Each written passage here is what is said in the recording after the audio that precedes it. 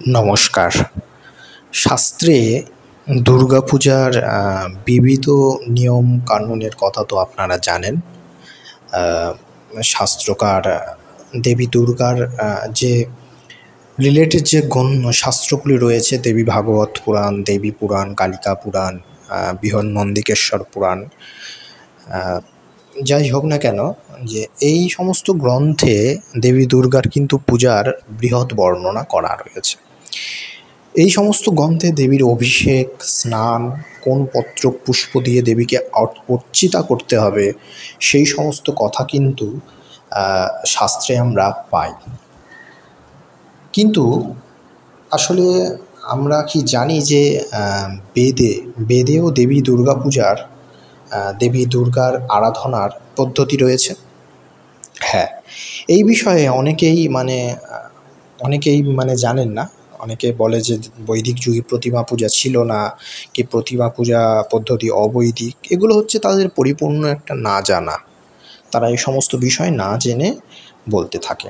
কিন্তু আজকের আমরা বৈদিক যুগের একটি পূজার রেফারেন্স আপনাদেরকে দেব। আজকের যে শাস্ত্রে, বৈদিক যুগের যে শাস্ত্রে দেবী দুর্গাকে অর্চনা করার কথা বলা হয়েছে, সেটি হচ্ছে ঋগ্বেদ সংহিতার আশ্বলায়ন শাখার 10ম মণ্ডলের 128 নম্বর সূক্তের 8 নম্বর মন্ত্রটি আপনারা দেখে নেবেন। সেখানে বলছে, ক্ষীরেণ স্নাপিতা দুর্গা চন্দনেনালু লেপিতা বৈল্যপত্রকিতা মালা নম দুর্গে নমো নম।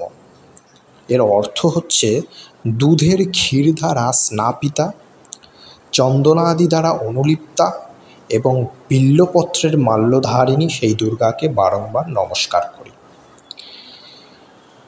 এখানেই বলে দিয়েছে যে পুষ্পপত্র, চন্দনাদি অনুলেপন এবং দেবী বিগ্রহের, শ্রীবিগ্রহের অভিষেক সহ বিবিধ উপাচারে দেবী পূজা পদ্ধতি বৈদিকভাবে কিন্তু রয়েছে। এবার এই যে অভিষেক, চন্দনাদি দ্বারা অভিষেক রয়েছে, যে বিল্বপত্রের মালাধারিণী বা ক্ষীর দিয়ে যে অভিষেকের কথা, এই একই কথা কিন্তু দেবী পুরাণের আমরা যদি চলে যাই, সেই দেবী পুরাণের 32 থেকে 33 এইরকম অধ্যায়গুলোতে আমরা কিন্তু দেবীর যে পূজা পদ্ধতির মধ্যে দেবীকে কিভাবে অভিষিক্ত করতে হবে, সেই অভিষিক্তের উপায় কিন্তু শাস্ত্রকার বলে দিয়েছেন। তো একদিক থেকে আমরা জানতে পারছি যে বৈদিক যুগেও দেবী দুর্গার প্রচলন ছিল, দেবী দুর্গার পুজো হতো, এবং কিভাবে অর্চনা করতে হবে সেই কথাটিও কিন্তু শাস্ত্রকার বলে দিয়েছেন বেদ শাস্ত্রে। সেটা আমরা দেখতে পাচ্ছি বেদ থেকে। আরেকবার বলে দিই যে ঋগ্বেদ সংহিতার আশ্বলায়ন শাখার 10ম মণ্ডলের 128 নম্বর সূক্তের 8 নম্বর মন্ত্রে দেবী দুর্গাকে অভিষেক করার, অর্চনা করার কথা কিন্তু বলা হয়েছে। ভিডিওটি ভালো লেগে থাকলে আমাদের পাশে থাকবেন। নমস্কার, ধন্যবাদ।